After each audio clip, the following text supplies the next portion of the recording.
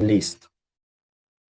Eh, Creo que ya que estamos bastantes, podemos ir dándole comienzo a este webinar. Primeramente, buenas tardes, buenas noches con todos y con todes. Sean bienvenidos y bienvenides a la primera edición de nuestros webinars trascendentes realizados en el marco del proyecto Mi Salud Transmasculina Importa, un proyecto de salud regional gestionado entre organizaciones de Brasil, Bolivia, Perú y Ecuador, pensando por y para las transmasculinidades.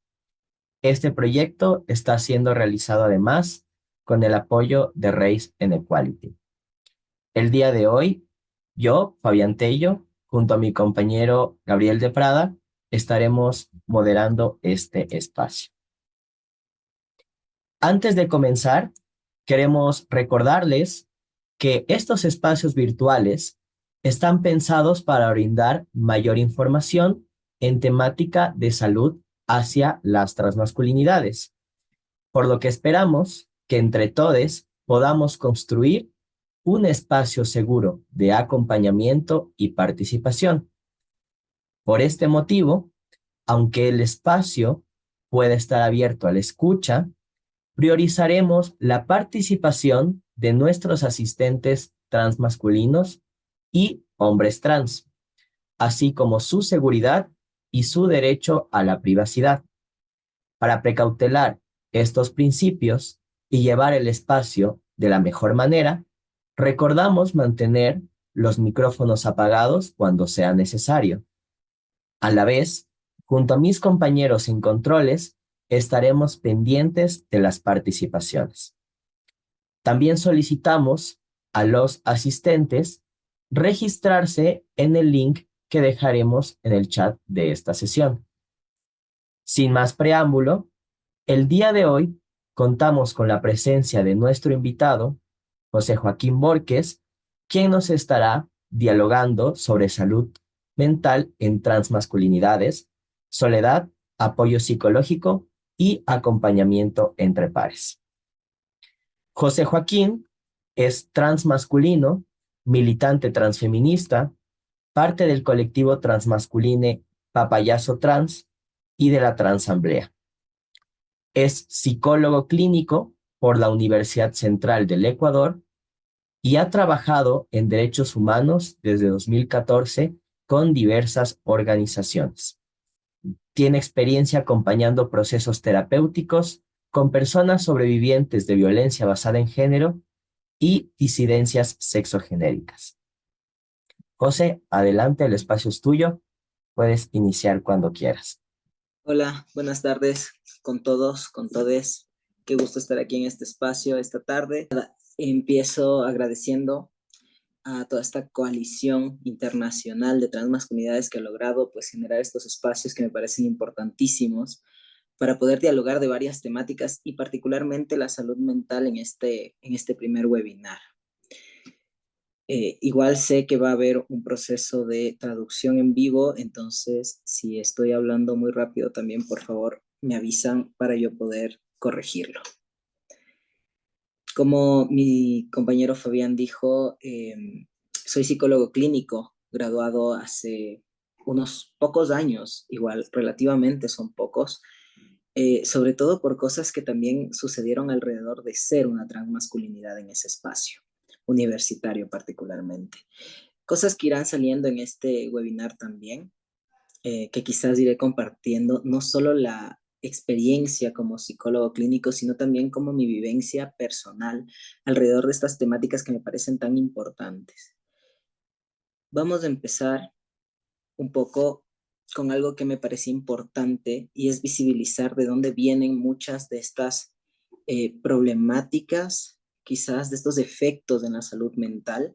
Entonces, a muy breves rasgos, vamos a ir identificando cómo esto se consolida desde una base y desde ahí partimos para generar todos estos efectos de los que también en las personas que se inscribieron, y les agradezco bastante porque ponían ahí como muchas preguntas o temas, quizás no los vamos a poder abordar todos, pero definitivamente me da una pauta para pensar por qué esta gama de problemáticas se da tan bien.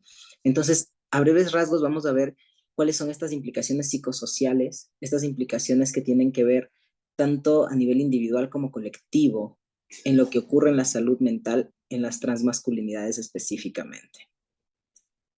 Entonces aquí tenemos un árbol de problemas, que el árbol de problemas, digamos como la metodología formal de diagnóstico, es mucho más compleja que esto que estoy presentando aquí.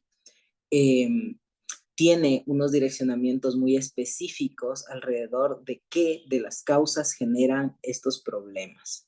Entonces, ¿qué de las causas están generando estos problemas? En el momento en el que reconocemos eso, también podemos reconocer qué de estos problemas están generando estos efectos. Pero para hacerlo mucho más quizás digerible, ponemos unas causas en la raíz del árbol, no las vamos a anexar directamente con cada uno de los problemas que presentamos, pero sabemos que estas causas son las que están sosteniendo de alguna forma estos problemas, estas problemáticas, y estos problemas son los que generan unos efectos, ¿sí?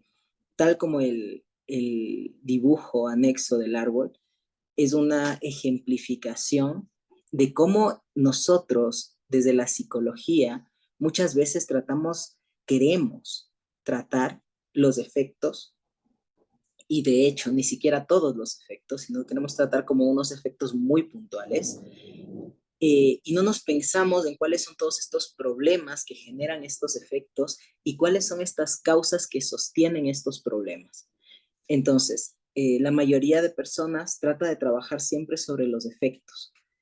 Eh, y a nivel individual es mucho más sencillo, claro, trabajar sobre estos efectos a nivel individual. Pero cuando nos enfocamos solamente en el nivel individual y dejamos de lado los niveles sociales también, dejamos todo lo otro sin atender y por ende nosotros podemos seguir podando los efectos, pero definitivamente si siguen habiendo estas causas y estos problemas, los efectos van a recurrir. ¿Cuáles son las causas que yo he identificado? Quizás cuáles son los problemas y de ahí vamos a las causas. Los problemas que sostienen alrededor de todo nivel social serían violencia, discriminación, exclusión, abandono, entre tantos otros. Estos son como palabras grandes que engloban varias de las situaciones y problemáticas. ¿Cuáles son las causas que sostienen estos problemas? ¿Qué es lo que está causando que exista este tipo de problemas? Primero podemos basarnos en la estructura patriarcal sobre la cual se está sosteniendo todos estos contextos, ¿no? Y sobre todo a nivel latinoamericano podemos hablar quizás qué es lo que nos transversaliza ahora. Toda esta estructura patriarcal, toda esta estructura binaria que no nos permite ser de alguna forma una transmasculinidad en todo su conjunto, como una transmasculinidad que no es lo mismo que ocupar el lugar, ¿no? Dentro de la binariedad de un hombre cisgénero. Entonces, en las transmasculinidades tenemos un otro espacio que habitar, un otro espacio que tiene sus propias caracterizaciones, que tiene sus propios matices, y que definitivamente somos las transmasculinidades, hombres trans, transmasculinidades no binarias también. Somos estas personas que estamos viviendo estos problemas a causa de esta estructura patriarcal y binaria que nos exige o nos pone en ciertos lugares y que nos niega también la posibilidad de habitar una masculinidad sin tener por ello que vivir este tipo de violencias y discriminaciones. Otra de las cosas o de las causas que sostienen estos problemas es la naturalización, también la normalización, podríamos decir, de la violencia basada en género, de la violencia basada específicamente en nuestro género también, en las transmasculinidades. Esto genera que no podamos verla eventualmente como tal, no podamos ver que esta violencia está ocurriendo, sobre todo dentro de las masculinidades. Existen muchísimos diálogos no cuidadosos, por ejemplo, y que esto se deviene de esta masculinidad hegemónica, que podríamos hablarla, como esta cisnormatividad también. Entonces es importante pensarnos que todo esto, la heterosexualidad obligatoria, la patologización de nuestras identidades, la cisnormatividad, lo que nos exige la sociedad y el medio en medida de querer salir de un lugar asignado y transicionar hacia otro que es sentido, que es percibido y que es desde donde somos también, nos genera todos estos problemas. Y que estoy seguro que muchas de las personas que están aquí no han pasado como desapercibidas estas causas ni esto que genera. Posteriormente tenemos cuáles son los efectos de vivir en este sistema. Y ahí siempre dejar algo muy claro, y es algo que quizás hago también en mis procesos terapéuticos. El problema no son las transmasculinidades, el problema no soy yo, el problema es donde yo me estoy también habitando y relacionando, que se llama este mundo y esta sociedad. Y en medida de que esta sociedad es violenta hacia mí, yo voy a tener estos efectos que eventualmente podré trabajar, ¿no? A nivel individual y muchísimo mejor si es a nivel comunitario, y efectos que también yo puedo darles la vuelta en medida que también voy identificando todas estas problemáticas y estas causas, que es importantísimo para poder trabajar sobre los efectos, saber primerísimo que yo no soy el problema. Es una de las cosas que más quizás se ha dificultado con algunos procesos. ¿Cuáles son estos efectos? Pues tenemos muchísimos, quizás aquí no están nombrados todos, quizás ni siquiera la mitad, pero uno de estos efectos, por ejemplo, son diagnósticos psiquiátricos. La población transmasculina tiene un alto nivel de diagnósticos psiquiátricos, sobre todo depresión, ansiedad, trastorno de estrés postraumático, trastorno de estrés agudo, eh, trastorno límite de la personalidad y muchos otros que devienen particularmente también de estas problemáticas asociadas a haber vivido violencias, discriminaciones, exclusiones y abandonos. Está sumamente relacionado lo uno con lo otro, y también eventualmente existen sus excepciones de personas que no necesariamente devienen estos diagnósticos de estas discriminaciones que vienen basadas en ciertas masculinidades. Eventualmente también sucede, ¿no? Que tenemos ya estos diagnósticos psiquiátricos previos, pero lo que sí generan estas problemáticas sobre estos diagnósticos previos es que estos diagnósticos tengan recaídas, empeoren las sintomatologías, tengan detonantes que nos pueden llevar a estos otros lugares de, de los defectos, que es eventualmente, si no tengo también estos diagnósticos, puedo tener intentos de suicidio, que es una de las cosas que más se han identificado en transmasculinidades y en las diversidades sexogenéricas en general, digamos, pero particularmente en transmasculinidades hay varios estudios que hablan de la incidencia de intentos, ¿no? Autolíticos o intentos de suicidio. También pensarnos que estas problemáticas nos llevan a vivir, si es lo menos, tristeza, angustia, incertidumbre constante alrededor de habitar desde esta identidad espacios no seguros o no cuidadosos, que acaban siendo la mayoría de ellos. Tenemos deserción escolar, tenemos la precarización, tenemos también uno de los efectos de vivir todas estas problemáticas, acaba siendo eventualmente la muerte en condiciones también de violencia, puede ser, o por falta de ciertos accesos a recursos o a asistencias o atenciones específicamente. La precarización es también uno de los efectos de estos problemas que estamos planteando, tal cual como la deserción escolar. Que nosotros tengamos todas estas problemáticas también nos lleva a tomar decisiones muchas veces no tan sentidas en nuestras transiciones, como puede ser tener intervenciones que quizás no hubiesen sido escogidas si no tuviésemos toda esta carga social de violencias, para un poco tratar de llegar a un momento de tranquilidad y calma con mi propia transición en un contexto violento. Entonces, mucho de esto nos lleva a sobrevivir, a estar todo el tiempo en un modo de supervivencia, que es como le llamamos a este estado, a este conjunto, ¿no? de estados emocionales y mentales que nos lleva a resolver cosas muy inmediatas, pero a no sentir o no permitirnos sentir todo lo que estamos viviendo. Entonces, cuando estamos en este momento de supervivencia, de sobrevivir, tendemos a no darnos espacio para la expresión emocional, por ejemplo, para pensar qué es todo esto que he estado viviendo, por qué es tan duro también a veces vivirlo. Y esto genera muchísimas cosas a nivel emocional y social, porque es cuando empezamos también a aislarnos de las personas que quizás no nos están acompañando en este proceso y empezamos a notar que de mi entorno social, quizás la mayoría de personas no están conmigo o han tenido este tipo de comentarios o han tenido violencias conmigo y entonces decido empezar a alejarme y quizás en eso entra mucho este tema de la soledad, del aislamiento, un efecto mixto entre eh, una sensación de tristeza, de desconsuelo, de desamparo, y el que mi entorno más cercano, que se supondría es el entorno seguro para yo poder habitar, acaba siendo violento. Entonces, definitivamente sufrimos de estos procesos y estas mutaciones, sobre todo cuando tenemos un entorno social no flexible, que no transiciona con nosotros y con nosotros. Un entorno social, llámenle ustedes familia, amistades, eh, no sé, incluso en los espacios colectivos como laborales, educativos, cuando estos espacios no transicionan con nosotros, nosotros tendemos a aislarnos también de estos espacios, a dejar de lado estos espacios, estas interacciones sociales, porque evidentemente ante la violencia no vamos a mediar tampoco.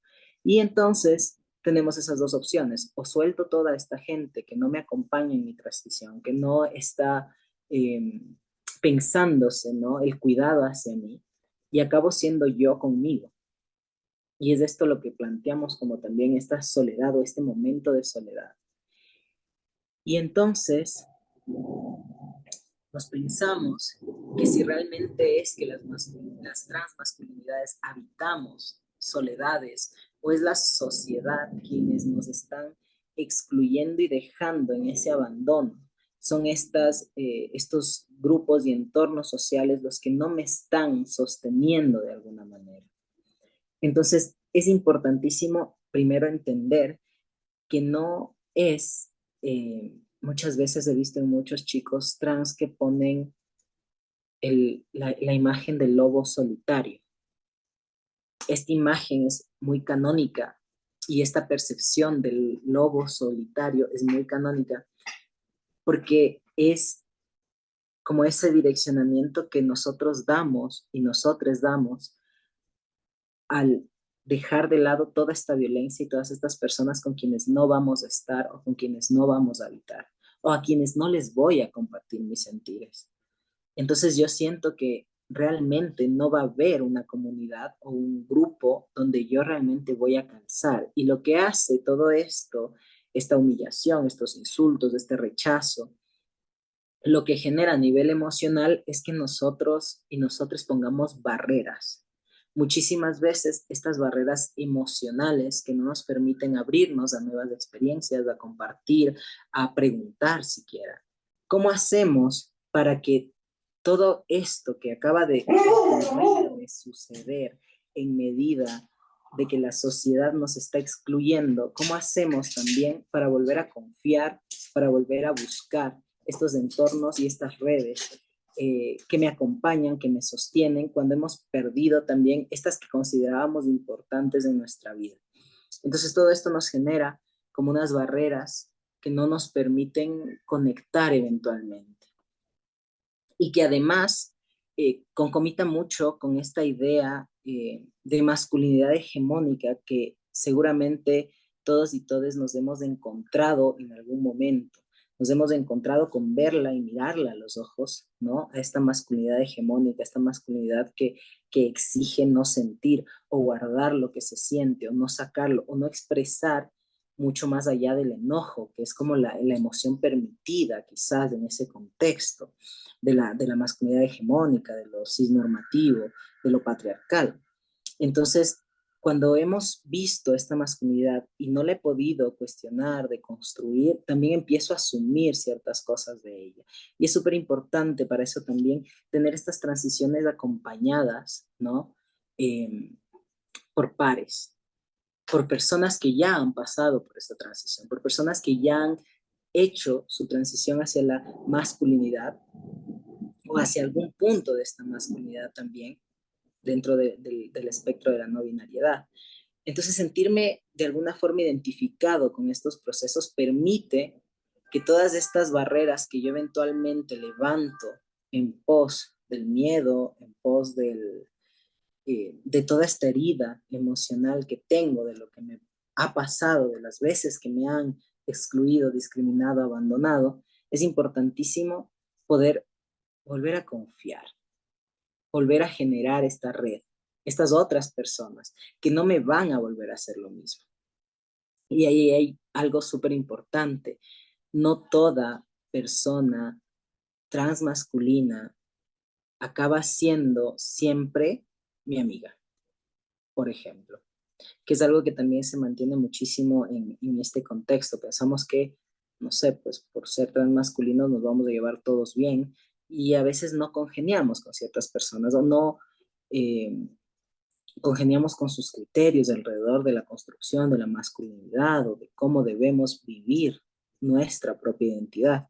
Entonces es importante también ser críticos alrededor de esta generación de nuevas redes, permitirnos explorar y conocer, pero también mantener la alerta siempre alrededor de todas estas violencias que ya vivenciamos.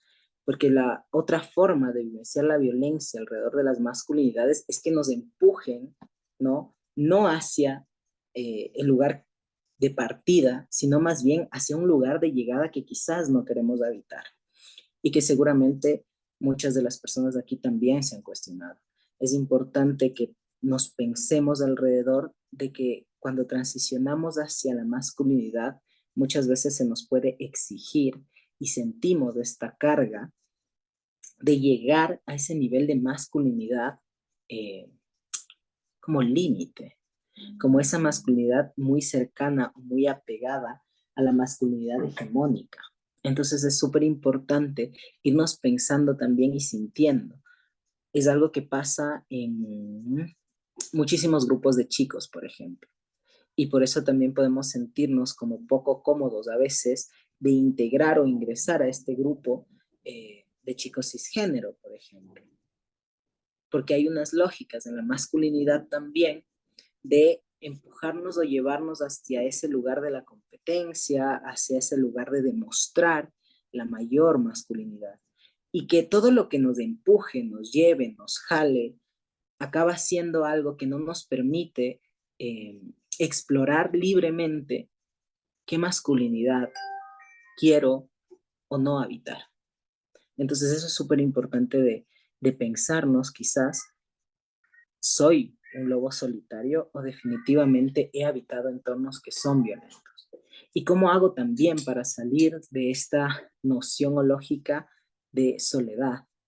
Que eventualmente habrá personas que son introvertidas, definitivamente, y eso no significa que están solas, por ejemplo. También aprender a distinguir este tipo de situaciones y ver qué espacios habitables tenemos. Algo que preguntaban bastante es si la la testosterona, incide de alguna forma en la salud mental o si las cirugías inciden de alguna forma en la salud mental. La realidad es que todo el proceso de transición, todo desde que podemos decir soy un chico trans o soy no binario o soy una transmasculinidad, todavía no sé exactamente cómo nombrarme, desde ese momento cada decisión, cada compartir, cada cosa que decimos alrededor de nuestro proceso de transición incide en nuestra salud mental. Muchísimas veces incide positivamente. Encontramos más tranquilidad en poder nombrarlo, encontramos más tranquilidad en poder compartirlo también, poder decir, miren, esto era lo que nos pasaba, esto era lo que yo sentía. Entonces definitivamente va a haber una incidencia alrededor de este primer proceso quizás de transición social, de empezar a decirlo, escoger un nombre, eh, lo cual también puede conllevar, dependiendo de cada persona, a momentos como de reflexión alrededor y esta es la pregunta que quizás nunca vamos a poder resolver del todo, el por qué, ¿no? ¿Por qué soy trans masculino? ¿Por qué yo ¿Por qué en este momento? ¿Por qué de esta forma? ¿Por qué tengo que vivenciarlo con estas personas que quizás, no sé, hablándonos de familia nuclear, por ejemplo? ¿Por qué? Ese por qué es una de las cosas que también me han preguntado y me he preguntado en el proceso de reconocimiento de mi identidad. Y realmente no hay una respuesta. Puede ser porque sí, porque no sé, hay estudios biológicos que dicen que el momento de la gestación, el feto y las hormonas, que los cromosomas, que es a nivel social, es ambiental, es por incidencia de cierto suceso de nuestra vida, en nuestro desarrollo, que qué número de hijos somos en nuestra familia. Hay muchísimas hipótesis, pero la verdad es que al final del día, el por qué acaba no teniendo mucho sentido responder, sino más bien el cómo.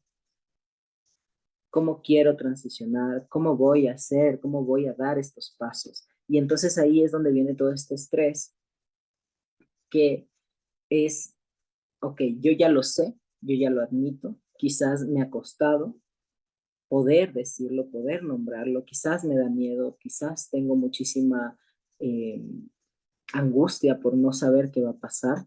Y luego de esa primera angustia, volvemos a un otro proceso, ¿no? De cómo se lo digo a alguien y volver a la lógica de redes, ¿no? ¿Quiénes son estas redes con quienes confío, a quienes les puedo decir? La historia es de muchísimas personas que se quedan, muchísimas personas que se van, elegimos con quienes también queremos quedarnos de todo esto y con quienes no.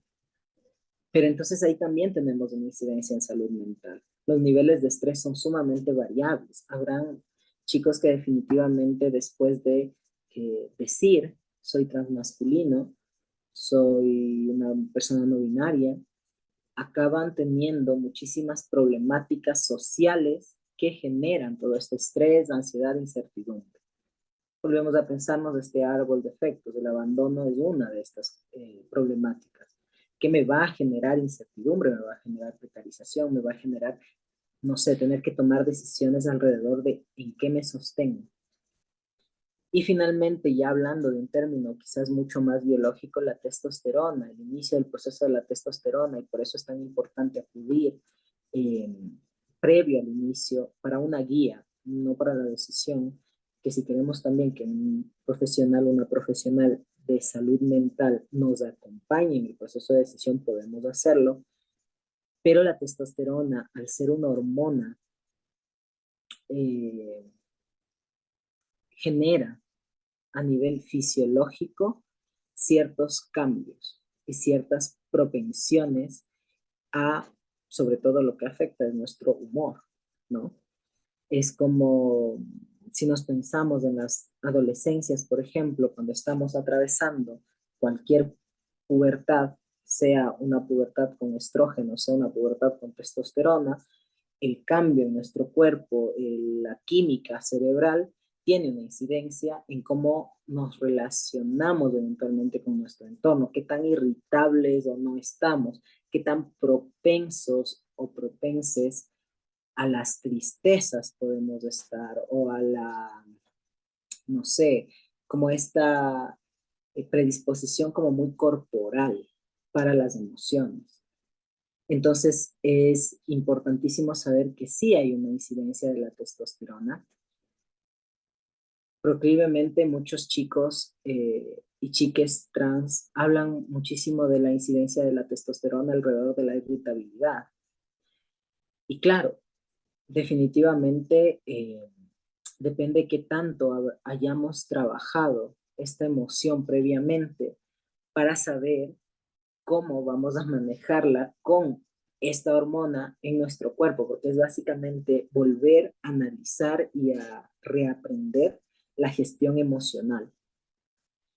Y es que también tenemos esta propensión fisiológica, pero seguimos siendo personas que habitan una sociedad y unos entornos que van a detonar cosas, porque sería óptimo que, no sé, nosotros, digamos, soy una persona trans y finalmente todo mi contexto y diga, mira tú, te vamos a apoyar, todo perfecto, ok, te cambiaste de nombre, inmediatamente yo hago el cambio también, lo implemento, te empiezo a llamar con tu nombre, pero esto no sucede. Entonces, cuando empezamos también con todo este contexto que quizás nos está incidiendo, estresando, generando ansiedad, generando ya tristezas, generando José, todo. perdón que te interrumpa un poquito, bájale un Sí, poquito la dime. velocidad porque Ya, Romy no puede traducir, eso nada más. Gracias. ok, gracias. Viste, es que a veces me emociono y acabo hablándolo muy rápido. Me quedé en que cuando nosotros empezamos este proceso hormonal a nivel fisiológico e incluso neuroquímico, vamos cambiando y empezamos a tener otras configuraciones, que en algunas personas se traduce en irritabilidad, que es una irritabilidad muy corporal, es sentir, y ahí quizás les cuento también mi experiencia, yo a los 2 o 3 meses de testosterona me enojé con mi mamá porque algo me dijo y yo estaba como muy molesto, pero más allá de enojarme a nivel mental psicológico, mi cuerpo tuvo una reacción que fue la primera vez que entendí la frase de me hierve la sangre de las vidas. Entonces, como esa reacción corporal para mí era muy nueva, porque mi cuerpo no, anteriormente no llegaba a ese nivel de decir, se enciende corporalmente. Yo sí había estado a ese nivel de enojado anteriormente, definitivamente, pero no tenía como esa activación corporal de sentir el calor en la cara, por ejemplo. Y eso fue nuevo para mí. Lo que sí entendí de ese proceso es que tuve que aprender a regularme corporalmente. Y duró quizás los primeros 7 u 8 meses volver a aprender a regularme a nivel corporal. Ahora, muy rara vez llego a sentir, y eso porque yo históricamente no he sido una persona de enojarse mucho, rara vez llego a sentir esta activación corporal de nuevo. Realmente, después de, tengo 4 años en testosterona, he podido identificar que hay cuestiones corporales que se activan por una cuestión emocional, psicológica, de entendimiento de algo. También pasa mucho que este cambio hormonal nos puede llevar a unos lugares, ¿cómo lo podría decir? Para no decir los depresivos, como unos lugares un poco oscuros, un poco de tristeza, ¿no? Que son muy, muy mediados por el entorno en el que yo me estoy desarrollando. Si yo tengo un buen entorno, estos lugares pueden ser manejados mucho más fácilmente que si yo estoy en un terrible lugar, definitivamente. Si yo tengo una red de apoyo, yo voy a poder expresar la emoción. Lo importante con esto de la testosterona sobre el cuerpo es reconocer cómo gestiono, cuáles son mis estrategias previas. Si yo ya era, antes de la testosterona, una persona que tiende a gritar, que tiende a la violencia, que tiende a invalidar las emociones del resto, con testosterona quizás va a ser eh, la misma historia. No va a cambiar, no va a aumentar. Quizás simplemente sigo siendo esta misma persona, pero con una reacción corporal mucho más identificable. Que si antes me costaba sentir esto del enojo en el cuerpo, pues ahora lo reconozco y lo veo mucho más. Pero más allá de eso, lo que sí incide son los cambios que generan la testosterona también. Habrán personas a las que les incide positivamente en la salud mental, es decir, el cambio de voz me genera emoción, el ver mi rostro con estos cambios, ¿no? Un rostro más grueso, quizás un rostro que en la calle puede ser más reconocible en masculino, puede generar bienestar, ¿no? Tranquilidad, y que es un poco lo que demuestra también la evidencia. Pero también puede generar unos cambios para los que quizás yo no estaba preparado, puede generar unos cambios que quizás yo no había pensado. Entonces es importante para eso tener como toda esta previa preparación. Las cirugías igual generan una incidencia en salud mental y puede ir para cualquiera de los dos lados, como una incidencia hacia el bienestar o una incidencia hacia el malestar. Hay personas trans, por ejemplo, y esto no deviene de la cirugía per se, sino de todo el contexto en el que se dan las cirugías, eh, cirugías con un alto índice de, de bienestar. Pueden ser cirugías que yo ya tengo muchísimo conocimiento, que la persona que hace la cirugía hace un buen trabajo, tengo unos resultados muy cercanos a mis expectativas, pero también puede pasar que yo llegue a una cirugía que no da el resultado que yo espero, o al reconocimiento de que no puedo pasar por una de estas cirugías. Y esto puede llegar a generar malestar emocional, ¿no? Pero también dependerá mucho de cuáles son mis expectativas y qué tanto yo he generado o no este diálogo respecto a las posibilidades. Entonces ya me dirán en un rato si eso responde o no un poco las preguntas que teníamos. ¿Cuáles son unas alertas que necesitamos tener, tanto como comunidad, como grupo, como pensarme, estoy viendo estas alertas en mi amigo, en mi amigue, como para mí mismo? Yo confío muchísimo en la eh, visión propia, ¿no? De cómo yo me voy viendo, de cómo yo me voy percibiendo. Hay unas primeras alertas en salud mental que son importantísimas de reconocer y que es esta constante sensación de que algo está mal, ¿no?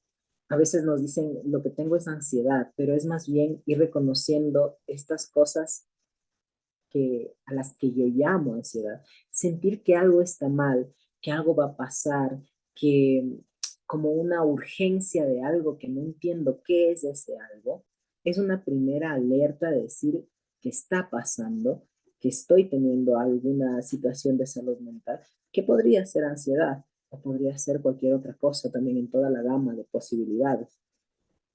Ver todo de forma negativa con todo el contexto que hemos visto inicialmente para esto, definitivamente vamos a ver las cosas muy negativas, eso es real. No vemos muchísimos avances en derechos, por ejemplo, claro que vamos a ver las cosas de forma negativa, pero hay un matiz en el que podemos tomar estas cosas, ¿no? Que no estoy consiguiendo, que no estoy teniendo, y plantearme estrategias para la incidencia sobre estas cosas, para hacer que estas cosas cambien si es que están bajo mi control, o cómo las exijo si es que no están bajo mi control cambiarlas, cómo las exijo, cómo propongo, cómo me organizo, cómo quiero o no participar de estas organizaciones o apoyar este cambio. Y hay otra donde yo digo, todo está mal y me quedo ahí. Y me quedo un poco dándome vueltas en todo lo que está mal y todo lo que ocurre mal y siento que solo sigo hundiéndome un poquito más todos los días. Esa es una alerta de salud mental, una primera alerta además.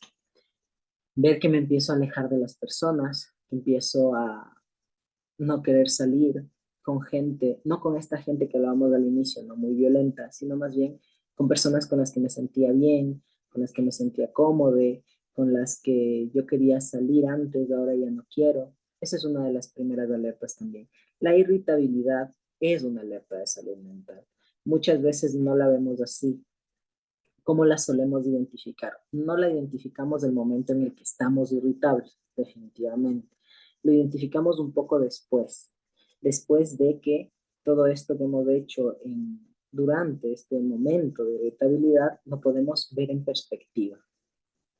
Y decimos como, mira, no era como porque estaba enojado con esta persona, no era de esta forma, Y ahí empezamos a ver esta irritabilidad como algo que me pasa también constantemente.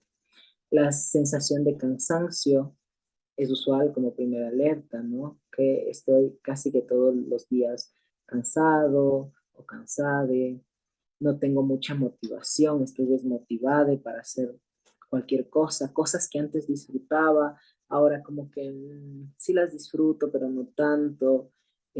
Tener estos momentos de hiperventilación, por ejemplo, como estos sustos muy grandes, como una reacción muy grande a nivel corporal de cosas que quizás no son tan grandes. Estados ansiosos regulares, es decir, que tengo esta sensación, ¿no? de inquietud de las piernas, tengo espasmos, tengo tics, me tiembla el ojo, me tiembla el dedo. Esas son unas alertas muy importantes de tomar en cuenta, porque de estas primeras alertas, que le vamos a llamar primeras entre muchas comillas, luego tengo unos nudos críticos a los que yo puedo llegar, ¿no? Cuando no tengo atención en salud mental inicial. Y son, por ejemplo, esta sensación constante de tristeza profunda o de un cansancio que me imposibilita pararme de la cama. Si yo estoy dejando cosas que para mí eran importantes o son importantes, ¿no? Estoy dejando de hacerlas, no logro concentrarme para hacerlas, no puedo pararme de la cama, es una gran alerta de salud mental donde quizás necesito atención emergente en salud mental. También estas ideas suicidas de las que mucho hablamos en salud mental, es súper importante saber que no es normal tenerlas, no es normal tener ideas suicidas, ¿no? No es usual, no es como no, pero eso siempre lo pienso y entonces todo bien. No, las ideas suicidas tienen este punto de marcarnos una línea muy clara de que mi salud mental está en detrimento. Estas ideas suicidas o esta sensación de decir ojalá me muera, ojalá me muriese, si yo me muriese todo se acabaría, sobre todo si una persona está empezando a generar despedidas. Es sumamente importante saber que esto, como ese cuadrito de ahí particularmente, es una alerta de salud mental emergente. Ustedes, bueno, aquí en Ecuador al menos puedo decirlo, se acercan al servicio de salud público, comentan estas ideas y el servicio de salud debería tomar y activar un protocolo para esto, porque es una emergencia psiquiátrica. Por otro lado, también podemos acompañar o llevar estas ideas a nivel de redes de apoyo. Es importantísimo tener redes de apoyo en este momento. La imposibilidad de disfrutar cosas, la falta de motivación para realizar actividades, el no poder ver futuro o ver mis días más allá de un tiempo determinado, tener crisis de pánico constantes también son nudos ya críticos que necesitan atenciones emergentes. Y las somatizaciones, tener enfermedades más recurrentes, por ejemplo, como todo el tiempo estoy agripado, todo el tiempo me siento enfermo, tengo dolor de los huesos, del cuerpo, se me cae el cabello, empiezo a tener como huecos, ¿no? En el cuero cabelludo de la cantidad de cabello que se me cae. Todas esas Sí. son somatizaciones. José, una cosita nada más. Recuerda por favor hacer como algunas pausas, justo para que nuestro compa en la traducción al portugués pueda ir como siguiendo el ritmo. Entonces, solo un poquito más pausado, por favor. Disculpe, soy, eh, No te preocupes. soy malo con con las pausas, tiendo a hablar mucho ya. Voy a tomarlo más tranquilo. Listo, Y, muchas gracias. ok, y finalmente, ¿cuáles son como las recomendaciones? Creo que yo he intentado muchísimas cosas con los chicos que he acompañado. Hemos intentado muchísimo, pero lo que más ha funcionado ha sido hacer un acompañamiento integral con los entornos más cercanos. En adolescencias, de infancias trans sobre todo tengo esta posibilidad, porque además son padres y madres quienes se acercan, ¿no? A, a decir qué hacemos y ha sido pues en mi experiencia lo que se ha podido básicamente gestionar ya a nivel comunitario colectivo. Pero también es importantísimo en la adultez poder hacer estas intervenciones no solo a nivel individual. No podemos quedarnos trabajando solo con la persona individualmente. El acompañamiento psicosocial es una estrategia de incidir no solo en lo psicológico a nivel particular, sino también buscar cuáles son esas redes de apoyo que la persona puede llegar a tener, no solo como personas, como amigos, amigas, familiares, sino también como instituciones, organizaciones, que deriven servicios o grupos de personas donde yo pueda conectar. El acompañamiento tiene que ser integral. Si detectamos que la persona tiene algún tipo de diagnóstico psiquiátrico, sobre todo, necesitamos generar toda una red de acompañamiento. Las redes de apoyo ayudan mucho a generar estos momentos de dispersión que son la base, quizás, de el cambio y el sostenimiento del cuidado. No podemos cambiar, muchísimo menos de un día para el otro, todas las causas que generan los problemas que vivimos, las violencias que vivimos.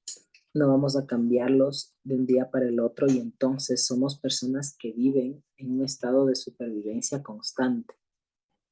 Algunas de nosotras, muchas de nosotras quizás. Y es por eso que es súper importante saber que lo que no tengo el control, porque en este momento no tengo el control sobre un montón de cosas que estoy viviendo, sobre lo que sí tengo control, es donde tengo que incidir. Que si tengo 2 horas libres de aquí hasta que tenga que hacer algo, pues priorizar con una red de apoyo también, generar espacios de dispersión. Entonces, estas redes de apoyo no siempre las tenemos ya listas. Las construimos desde cero con las colectividades y ahí quizás la virtualidad ayuda muchísimo.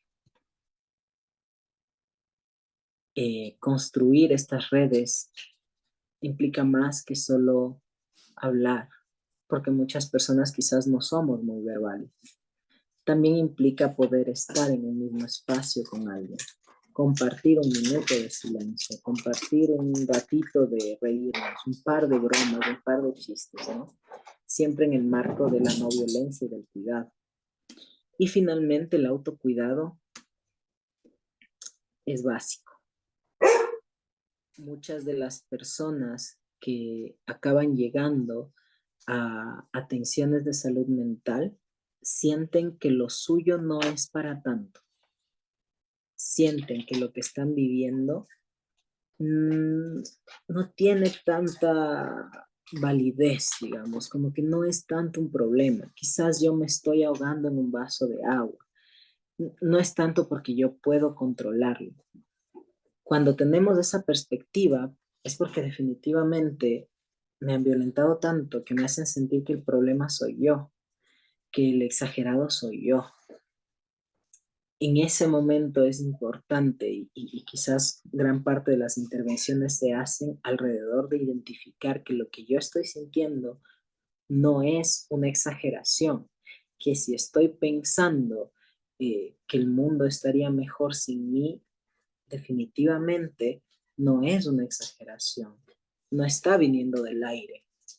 Cuando llegan este tipo de sintomatologías no es porque la vida me es sencillísima y fácil, no me estoy inventando un problema. Tengo que ser sumamente consciente de que la salud mental puede deteriorarse y no presenta tantas señales claras como la salud física. El dolor en la salud mental nos han hecho pensar que casi que es una exageración. Somos muy sentimentales. Entonces es importantísimo saber que mi primer paso para cuidar mi salud mental es escucharme, es escuchar estas alertas, es confiar en que merezco y necesito este cuidado, que me lo tengo que dar yo también, que me lo tiene que dar mi red de apoyo, que me lo tiene que dar incluso el Estado. Pero es importantísimo ir viendo estos detonantes también e ir decidiendo. Autocuidado es decir, yo no voy a volver a hablar con esta persona que no está haciéndome sentir cómodo. Esta persona que definitivamente yo ya no quiero tener una relación, no quiero seguir en estas, no en estos afectos con esta persona, porque me genera esta sintomatología, este malestar, me está generando todas estas inseguridades, me está haciendo sentir de cierta forma. Entonces, creo que esas serían como mis recomendaciones en general. Construir las redes que nos sostienen es la base, no podemos vivir solos, que es un poco lo que nos han hecho creer, que ser fuerte es aguantar, que ser fuerte es callarme el dolor, y más bien ser fuertes, y para poder demostrar fortaleza también y ser fuertes con nosotros, también es poder verme en esa debilidad, en esa vulnerabilidad, en esa emoción que tengo y que necesito expresar. Parte del autocuidado y cuál es mi apuesta quizás en la consulta privada siempre es el arte. Creo que el arte nos va a salvar a muchísimas personas de aquí. Creo que el arte nos va a permitir expresar eso que quizás no estamos eh, diciendo de alguna forma, que no podemos verbalizar, que no hemos podido sacar. Y el arte en muchísimas formas, no solo el arte que nos pensamos de dibujar y pintar, sino también de poder, no sé, escuchar música, es parte de vivenciar o sentir. Eh, el poder movernos, el poder bailar, el poder tocar incluso. Creo que el cuerpo nos saca un montón de la mente. Nos permite también poder canalizar estas emociones, aunque no sepamos ni siquiera qué estamos sintiendo. Entonces, esa sería básicamente como toda la recomendación que puedo traerles hoy y que, no sé, les agradezco un montón por haberme permitido estar aquí. Bueno, queridos, querides, y tal vez queridas, no sé si tenemos chicas por aquí. Vamos a dar paso a un espacio de preguntas. No sé si es que tal vez aparte de la pregunta del chat tenemos algunas otras recopiladas de la encuesta que realizamos. Si es que alguien del grupo de nuestra organización tiene tal vez ese dato que me pueda ayudar, pues no para pasar mientras tanto a la pregunta que está en el chat. Sí, si no, igual me imagino que habrán surgido bastantes preguntas también a lo largo de la charla de José. Entonces, a lo mejor, si igual alguien tiene alguna pregunta, levantar la mano para que el equipo también pueda dar paso a algunas preguntas. Y recordar también si es que vamos a hacer una pregunta verbal, también hacerla de una manera como pausada, despacio, para que también los compas de Brasil nos puedan ir escuchando. Entonces, quedamos... sí, sí, también se pueden hacer preguntas en portugués. Ya también nuestros compas desde Brasil nos irán dando la traducción. En ese caso, pues voy a dar paso a una pregunta que está en el chat. Es de uno de los compas y dice, si alguien ya lleva tiempo con estos nudos y alertas, ¿qué pasaría con la salud mental o alrededor de mi psicológico? Pero se refiere a la salud psicológica en general. Entonces, José, te paso la palabra para que puedas responder y avísame si es que no entendiste la pregunta. Bueno, creo que la tienes ahí también. Gracias, gracias, Gabo. Eh, Quizás ahí sí es importante decir que las primeras alertas es igual que tener una gripe, es muy, muy similar. Yo tengo la gripe, no la cuido, empeora, puedo tener graves secuelas respiratorias. Lo mismo pasa con la salud mental. Tengo unas primeras alertas, no les hago caso, no las escucho, no voy a atención, eh, o no consigo una atención especializada y empiezo a empeorar. Si mi salud mental no ya me está lanzando alertas, yo necesito atenderla porque es más complejo si yo dejo avanzar todo esto, atenderlo después. La mayoría de personas igual, quizás esa es mi experiencia, llegan a atención psicológica cuando están en un nudo crítico. Pocas son las personas que llegan en las primeras alertas, eso es real. Pero si yo llego en las primeras alertas, puedo ir trabajando y expresando. Igual, que yo llegue a una atención psicológica, no va a asegurar que yo esté trabajando mi salud mental.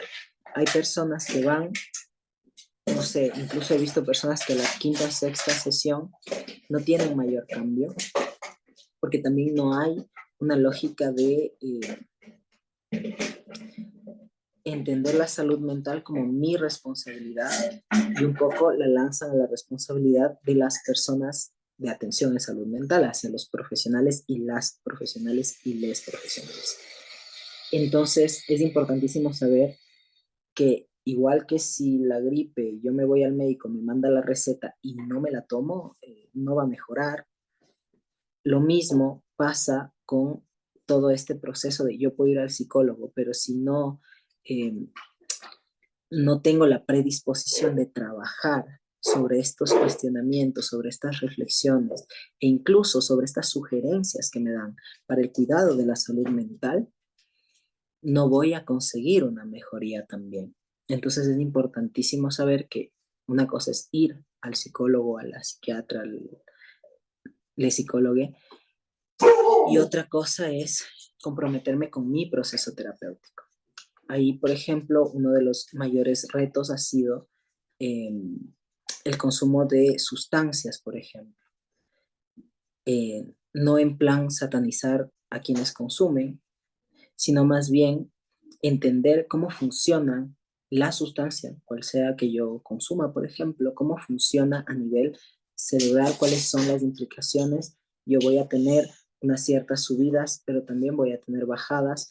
Mi salud mental puede entrar en todo este detrimento dependiendo de la frecuencia, y no es extraño que muchas personas de las disidencias sexuales y de género tengan problemas con el consumo.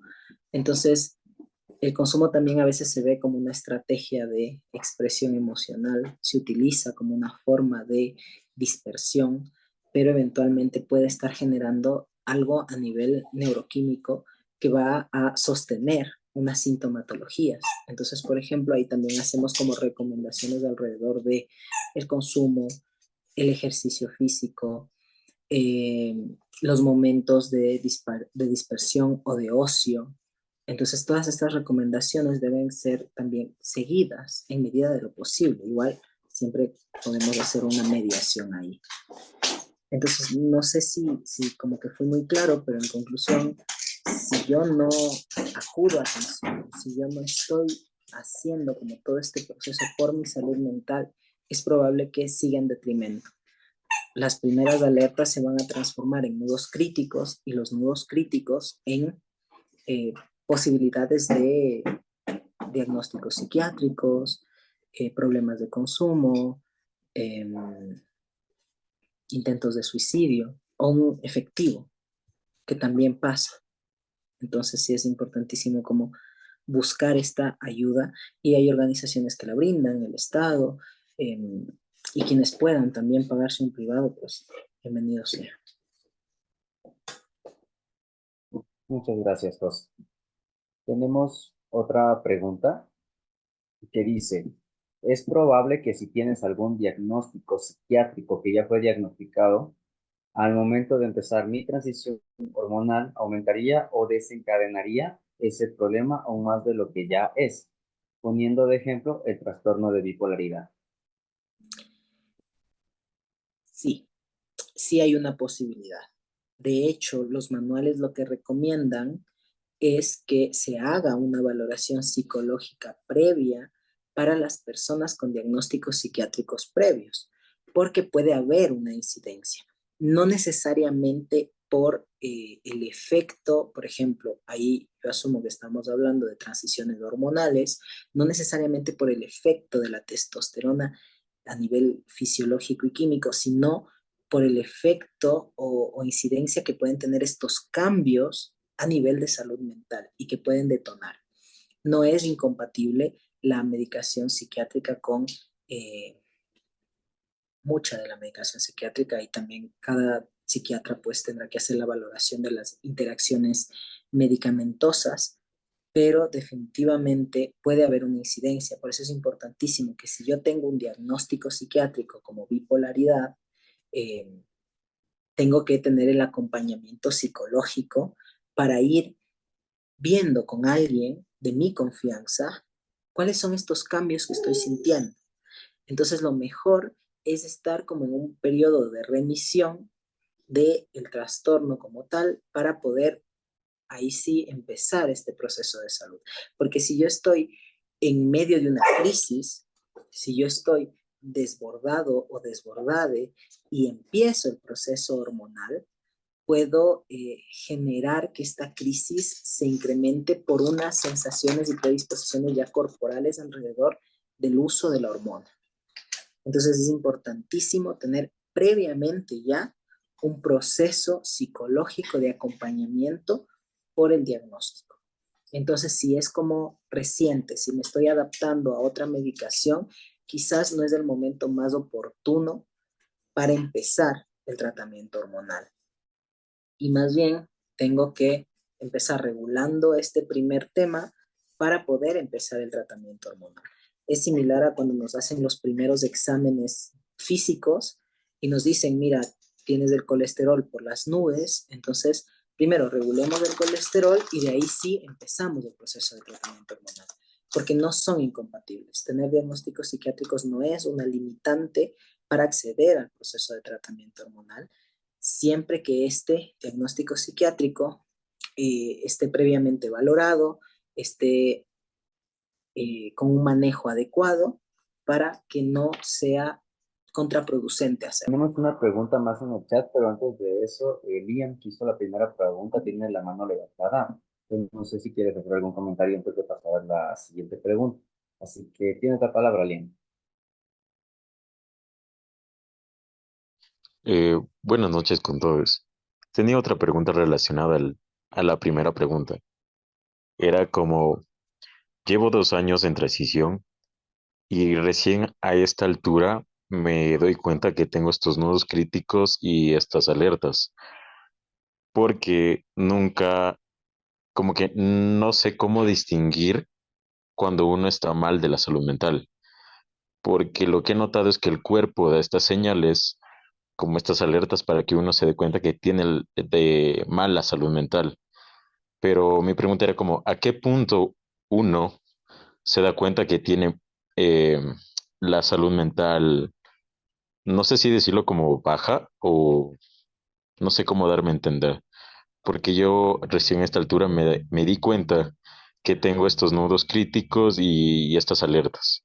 Porque antes era como estas señales que manda el cuerpo del cansancio y eso, pero lo dejaba pasar porque decía tal vez no es algo que tenga que ver con mi salud mental, más solo con lo psicológico. Esa era mi pregunta. Ok, muchísimas gracias, Liam, y qué gusto verte en este espacio. Eh, es importante saber que las alertas son estas alertas de salud mental que nos dicen algo hay que cambiar también. No de mí, quizás sí también, pero básicamente de lo que está pasando a mi alrededor. Hay cosas que yo puedo identificar en los procesos terapéuticos que me van a decir, estas son esas cargas que estoy teniendo, como estos pesos, como siempre vamos a identificar algo que me está generando malestar. Las personas piensan que cuando uno va a terapia siempre es como hacer la investigación más profunda del ser, de la historia, de cuando uno era una infancia por allá, y eventualmente habrán terapias que sí, pero hay otras que más bien nos enfocan en identificar cuáles son estas cargas que estoy teniendo ahora y que me están generando este malestar.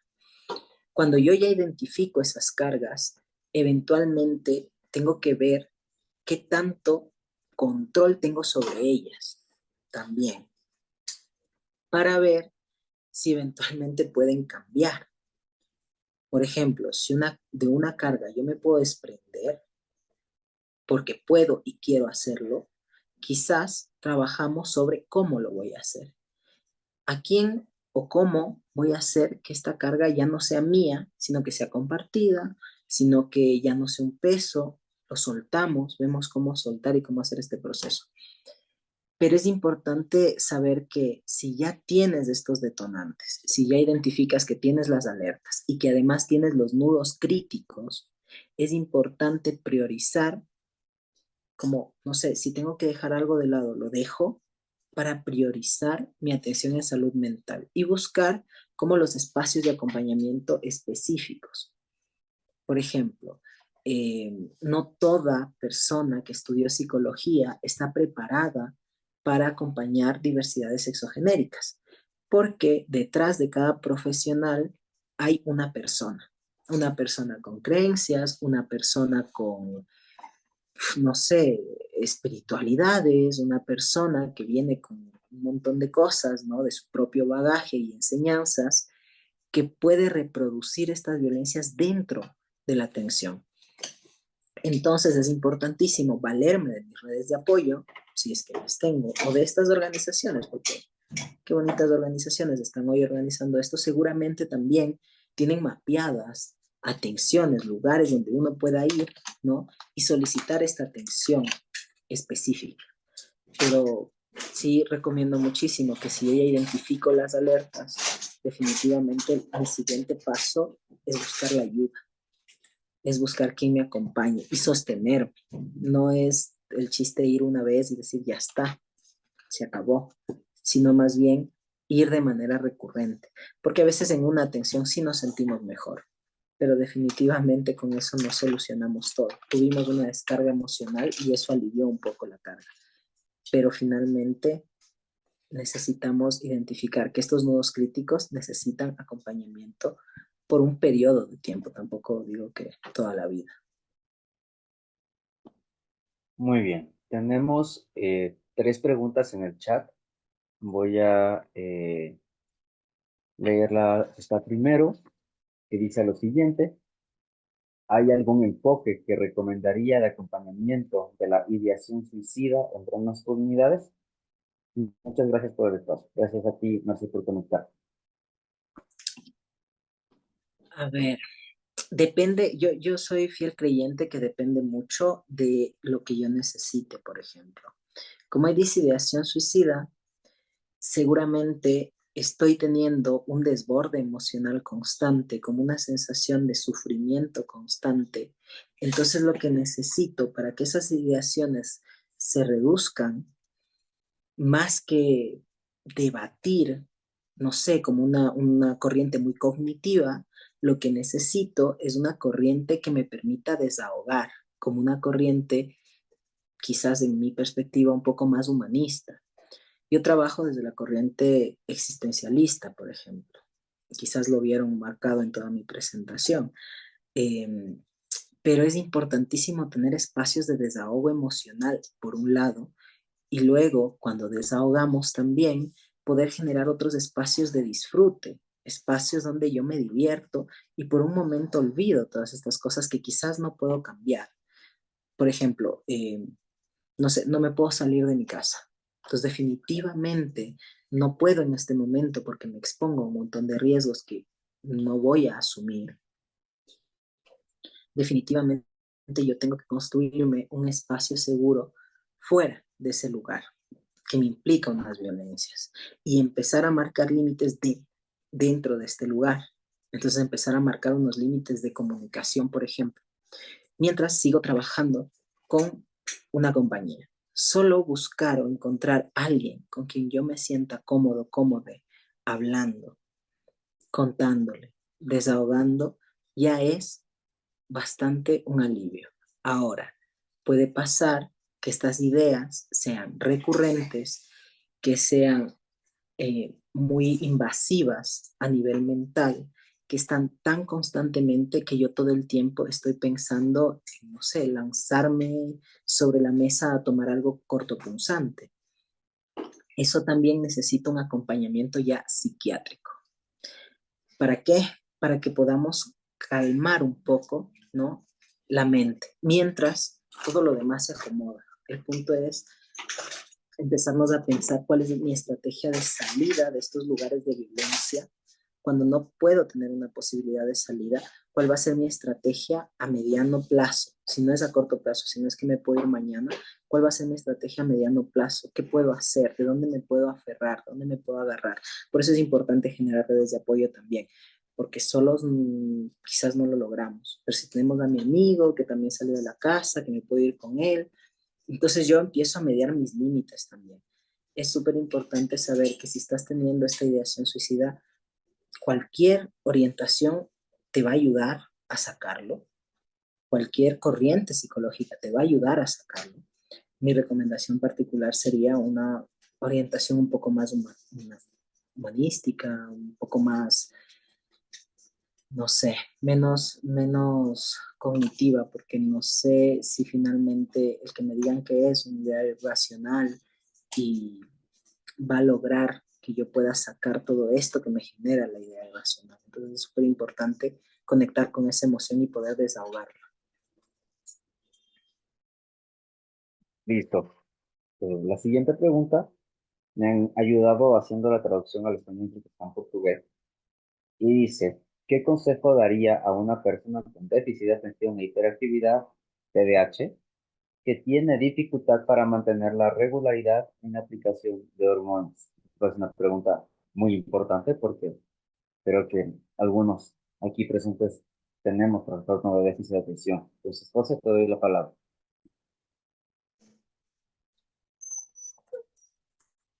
Eh, Ahí mis recomendaciones son meramente conductuales. Digamos, hay muchísimas estrategias como, por ejemplo, ¿qué hago yo? Yo tengo muchos problemas para ponerme la inyección el día que es. Muchísimos. Así, yo podría ser muy psicólogo clínico que no lo tengo resuelto. A mí me toca ponerme la inyección cada 4 semanas, no, cada 6 semanas. Y yo desde la cuarta semana tengo que empezar a pensar en ponerme la inyección. O sea, para mí, si yo no me pongo como esta alarma de decir a la cuarta semana me voy a inyectar, porque sé que no me voy a inyectar, a la sexta semana seguramente no me voy a inyectar. Nunca me he pasado en la sexta semana, eso sí, pero sí me acerco bastante. ¿Cuál ha sido mi estrategia? Primero es empezar a ponerme alarmas, alertas de ya son 4 semanas. El día que me inyecto, tengo que ponerme mi siguiente alarma para saber cuándo me voy a inyectar. La otra sería llevar como un tipo de calendario visible en el espacio, ¿no? Y tener esta costumbre. Es difícil acostumbrarse al principio, sobre todo cuando hay TDAH. Es muy difícil acostumbrarse al principio a hacer algo como con rutina. Pero las rutinas nos ayudan a mantener algo de control sobre nuestro tiempo, nuestras actividades. Entonces, quizás la rutina es tener este calendario, ¿no? Los viejitos, los que daban antes que colgabas en la pared, y vas marcando con una X y ya sabes qué día te toca la testosterona y lo estás viendo todo el tiempo. Entonces no se te pasa desapercibido porque lo ves eventualmente. Con el TDAH es, si no lo ves, no existe. Entonces tienes que verlo. Y no tienes que dejarte 10.000 posits porque se te pierde entre los 10.000 posits. Es un lugar específico para tu calendario que lo pones ahí y lo estás viendo. Entonces, ya te digo, ¿qué me funciona a mí? Básicamente eso, ponerme alarmas a la cuarta semana, porque yo sé que a la sexta me tengo que inyectar. Entonces, desde la cuarta yo ya empiezo a comprar la testosterona, y que luego me olvidé las jeringas, entonces otro día voy y compro las jeringas, empiezo, y quizás porque a mí particularmente me dan mucho miedo las agujas también, empiezo a prepararme mentalmente unos 4 o 5 días, ¿no? De que ya me tengo que inyectar y estoy como ya, hoy me inyecto y yo estoy seguro que no me voy a inyectar porque se me va a olvidar porque va a pasar otra cosa. Y al día siguiente otra vez veo el calendario y digo, hoy me inyecto. Y estoy así como en una preparación muy larga. Y quizás es un poco pesado, pero también un poco más manejable que simplemente que se me voló el día. Entonces ahí es muy conductual, muy de ver que necesito y de hacer literalmente una preparación previa, cosa que ya no es un día el que tienes que acordarte, como que tú ya vas toda una semana diciendo ya, la inyección, la inyección, la inyección, la inyección y eventualmente lo vas a hacer. Eso. Listo. Tenemos 3 preguntas más, por si alguien quiere preguntar algo más, pero creo que hemos como que abarcado de alguna manera varias temáticas, situaciones en nuestra vivencia diaria. La siguiente pregunta dice, ¿qué pasa si esas personas de las que necesitamos alejarnos por el daño que nos hacen son justamente nuestros padres y dependemos de ellos? Te doy la palabra.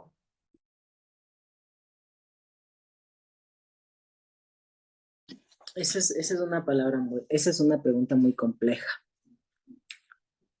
Eh, Hay muy poco a nivel quizás económico que podamos hacer cuando dependemos de nuestra familia, sea estos padres, madres, tíos, la abuela, no sé. Eh, lo que podemos hacer es generar toda una estrategia, lo que alivia un poco esa sensación, ¿no?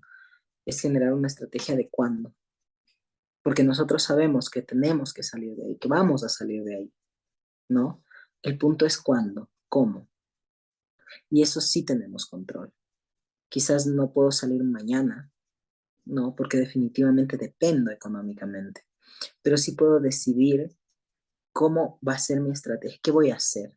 Si mi estrategia es, ok, necesito salir a trabajar porque lo que necesito para sostenerme es dinero, pues, ¿qué necesito para poder trabajar? Ah, mira, es que sigo estudiando, ok.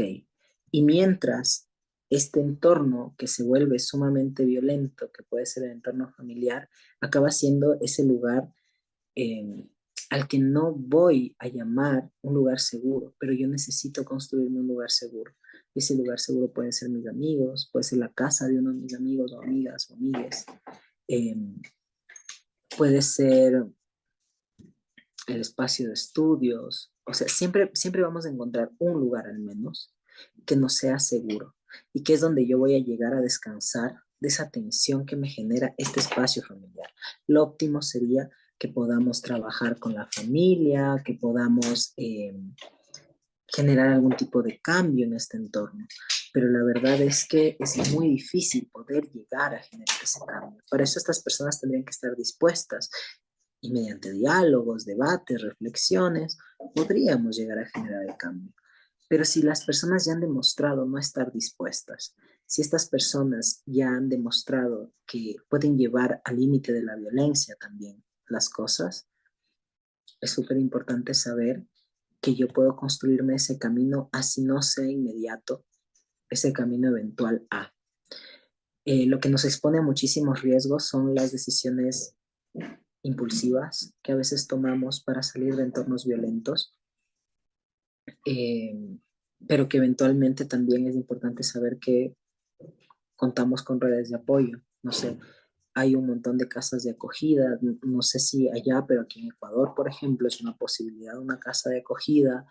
Eh, en Quito particularmente, por ejemplo, hay una casa de acogida para personas de la diversidad, que si bien no me van a resolver la vida o no me van a sostener como lo están sosteniendo quizás económicamente mi familia, sí me da esa posibilidad de salir de ese espacio de violencia. También yo tengo que tener ese termómetro dentro, de saber, a ver, puedo manejar este espacio, tengo eh, tengo la forma de hacer que esto sea medianamente vivible, puedo marcar más límites, puedo alejarme más, que si me empiezan a decir o gritar algo, puedo irme a mi cuarto, puedo no escuchar esto, puedo protegerme y encerrarme en esta burbuja mientras logro salir. Esa sería como de las primeras preguntas que habría que resolver. Y luego sí, empezar a tomar decisiones. Siempre la acción calma muchísimo la angustia, porque empiezo a generar pasos, empiezo a generar cosas, siento que me estoy moviendo, siento que tengo control sobre una cosa en la que particular no puedo cambiar porque no tengo control total. Entonces, sobre lo que sí tengo control, ir caminando e ir avanzando me ayuda a mitigar esta sensación de angustia e incertidumbre.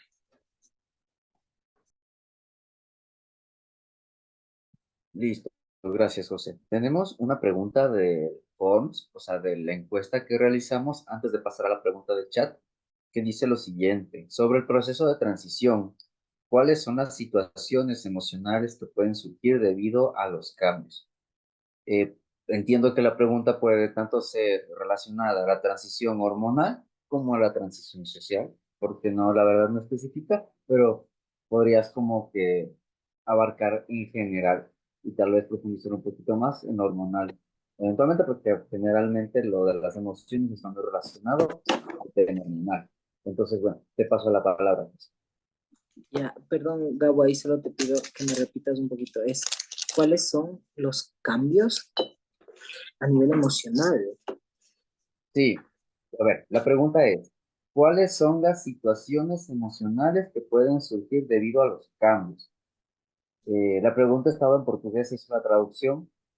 Ya, ok, Entonces, gracias. eso. Ya, ¿cuáles son las situaciones emocionales que pueden surgir? Eh, Particularmente, creo que se abordó un poco en la expo, entonces no voy a ahondar demasiado.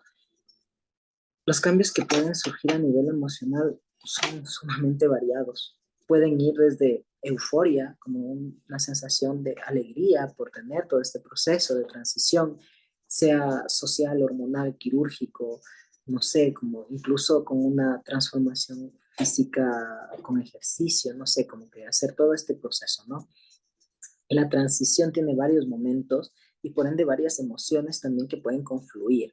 No siempre van a ser como problemáticas las emociones que surjan alrededor de la transición. No siempre van a implementar ahí un problema con alguien, eh, pero lo que sí puede llegar a pasar es que eh, por todo este contexto social, más que por la propia transición, más que por yo ser trans, no sé, la, el ambiente social de discriminación y transfobia puede generar estados emocionales de irritabilidad, ira, enojo, tristeza, angustia, incertidumbre, miedo.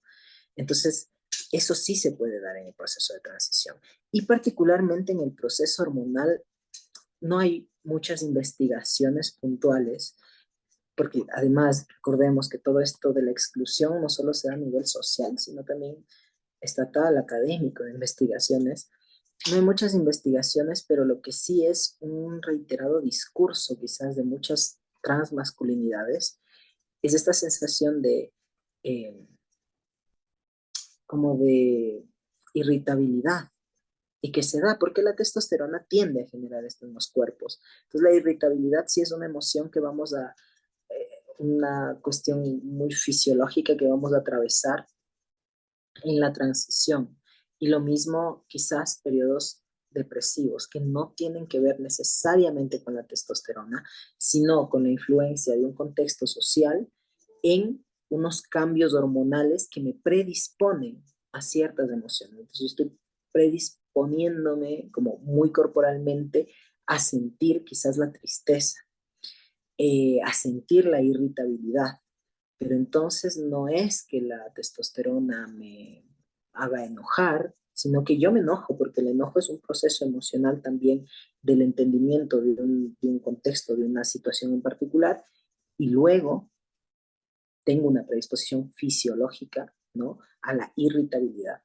Entonces, aprender a manejar y mediar eso, cuáles son mis estrategias de expresión y de contención de mi enojo, de mi tristeza, de mi alegría, es importantísimo reconocer para no acabar metidos como en más problemas, ¿no? Porque si mi estrategia es gritar o lanzar golpes o no sé, definitivamente voy a seguir actuando de esa manera. Si mi estrategia para la tristeza es irme a emborrachar, por ejemplo, voy a seguir haciéndolo y quizás con otras implicaciones físicas. Entonces, más bien ahí yo siempre le apuesto a la gestión emocional desde unas estrategias que no me generen conflictos o mayores malestares.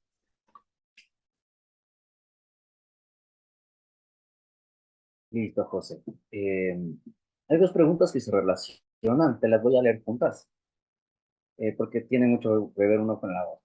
Dice, ¿qué puedo hacer si mi pareja lleva 2 años conmigo de transicionar a la par? Me refiero a acompañar y replica comentarios o actitudes transfóbicas que se repite en mi ámbito familiar hacia mí, sabiendo que esto también complica mi salud mental.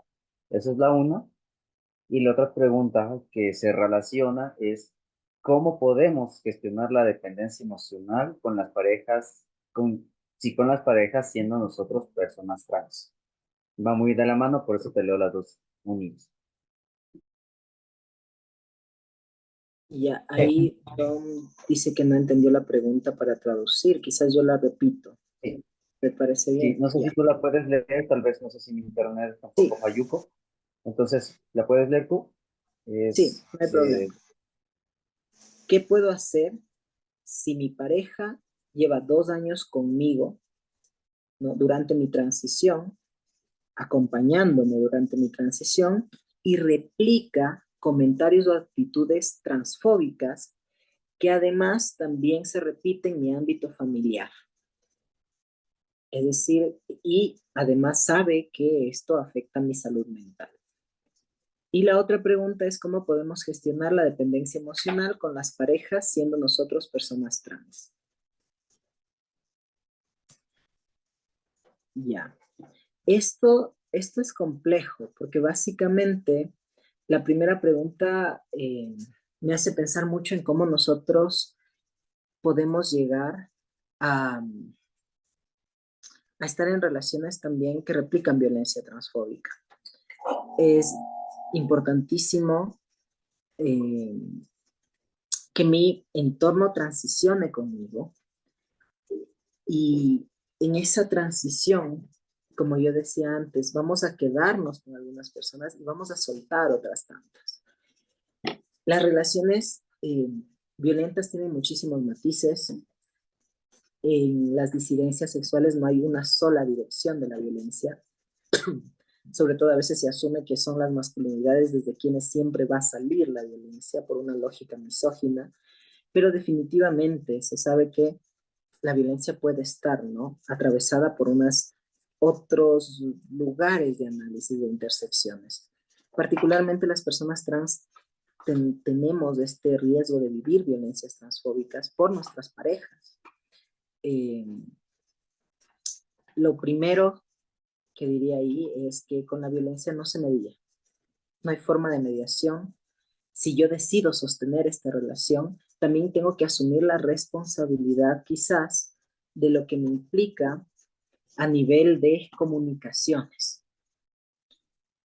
¿Cuáles son las opciones de una relación de violencia? Soltar, dejar salir de la relación de violencia. Eh, pero también yo no podría exigirle a alguien o decirle, no, te quedas porque tú quieres, o cosas así que son revictimizantes. Más bien, es súper importante poder decir, ¿no? Replicar estas violencias transfóbicas. Decir, mira, lo que estás diciendo es transfóbico. Y si me interesa explicarle por qué también, se lo explico, porque mira, por esto, por esto, por esto. Con una persona a veces tenemos dificultades para soltar porque hemos generado dependencias emocionales, que era lo que hablaba la otra pregunta, porque es complejo llegar a sentir este amor sin condiciones, siendo personas trans, porque todo el entorno nos dice que no valemos, que somos extraños, que no sé, que poco menos que no merecemos amor, que nos aman a pesar de ser trans, como si ser trans fuese algo que no debería ser amado, que no es deseable, que sería mejor si no lo fuésemos, pero a pesar de eso que está tan mal, nos aman. Entonces, es en ese momento donde yo estoy tolerando un amor, ¿no? Que yo quizás siento por esta persona por mil y un razones, pero que definitivamente me está llevando a un lugar de violencia que me cuesta reconocer también. Porque si todo el entorno lo dice, yo lo empiezo a creer. Entonces, soltar una relación con la cual hemos generado dependencia emocional cuesta muchísimo. Hay muchas estrategias, un montón de profesionales de salud mental que van a acompañar este proceso porque no es sencillo y que más que nada es dar el paso también, dar el paso de soltar y luego responsabilizarme sobre la parte de mí, sobre lo que me queda a mí. Generar dependencia emocional no es mi culpa, no, no es mi culpa, es consecuencia de una relación, de algo que pasó, de unas estrategias de ahí de la otra persona, quizás de mis propias cuestiones previas, pero no es mi culpa. Definitivamente lo que sí es mi responsabilidad trabajar sobre eso que queda después de que salgo de una relación violenta, de una relación con dependencia emocional. La estrategia del contacto cero nunca me ha parecido una mala estrategia. La estrategia de soltar y abrazar el dolor que implica este vacío, empezar a llenar esta hoja en blanco poco a poco, pasar el duelo, saber que va a doler y atravesar el duelo también.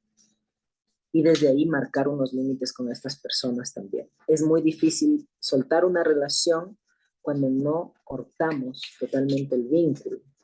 Hay pocas personas, algunas las habrá, que sí lo logran y todo bien con esas personas, pero hay personas que si se siguen en este proceso de contacto, sobre todo con la dependencia emocional, no se puede romper el vínculo, pero es un paso a paso.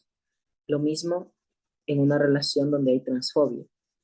Lo que está pasando ahí es que yo voy a seguir receptando estas violencias y si ya las identifiqué, mi estrategia tendría que ser cómo quiero afrontar esto. Quiero decirle, ya se lo dije, no cambió nada, ¿qué más hago? ¿Quiero seguir con esta persona?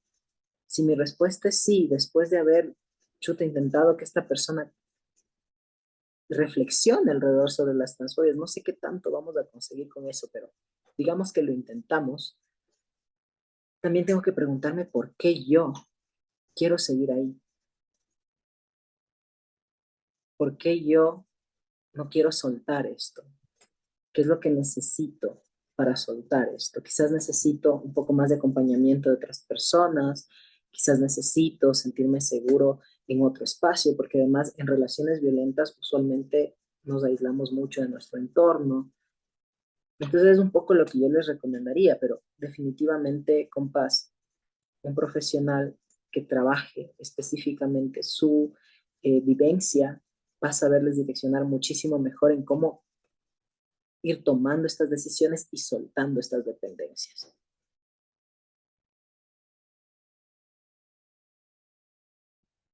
Gracias, José.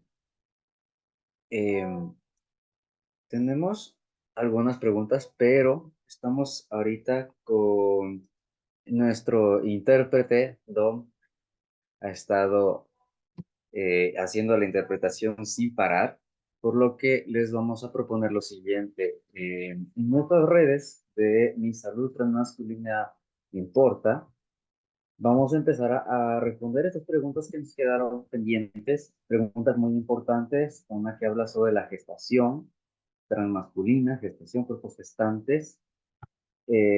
También tenemos una pregunta sobre vejez transmasculina y tenemos otra pregunta que habla sobre el tema del apoyo igual con los padres que se hace cuando alguien es menor de edad. Entonces, por tema de tiempo y también por nuestros compas de Brasil, que tienen 2 horas más en relación a nosotros que estamos en la región andina, vamos a proceder a cerrar el espacio, agradeciéndoles de todo corazón por su participación, por estar aquí conectados, conectades. Dar un especial agradecimiento a José por su predisposición a ayudarnos con este webinar, a compartirnos su conocimiento como profesional de la salud mental y también como una persona que tiene una experiencia de vida transmasculina. Así que les invitamos a que nos sigan en nuestras redes como Mi Salud Transmasculina Importa y les estaremos manteniendo al tanto de nuestros próximos webinars como de temas de interés para ustedes en español y en portugués para que nadie se quede sin entender de qué estamos hablando. Muchas gracias a todos, todas y todes y estaremos muy Eh, contentos de volverlos a ver en un próximo web. Dale, antes Fabi. de, antes de cerrar definitivamente el espacio, nada, lo que ya dijo Gabo, recuerden seguirnos. Actualmente estamos con mucha más presencia en Instagram, donde nos pueden encontrar como @mi.salud.transmasculina. También estamos presentes en Facebook y a futuro en TikTok y en Twitter también. Recuerden, por favor, si no se han registrado, hacerlo también mediante el link que nuestros compas de controles lo están enviando en este momento, el forms que están enviando en este momento. Y antes de despedirnos definitivamente, solicitarles que quienes deseen, obviamente quienes deseen, si pudiesen prender un rato su cámara para tomarnos como una foto del recuerdo. Si no lo desean hacer, no hay ningún problema. Y nada, muchísimas gracias por asistir. Estén pendientes de nuestras redes con los siguientes webinars y productos que seguiremos sacando a nivel comunicacional. Y les deseamos tener una feliz noche a todos.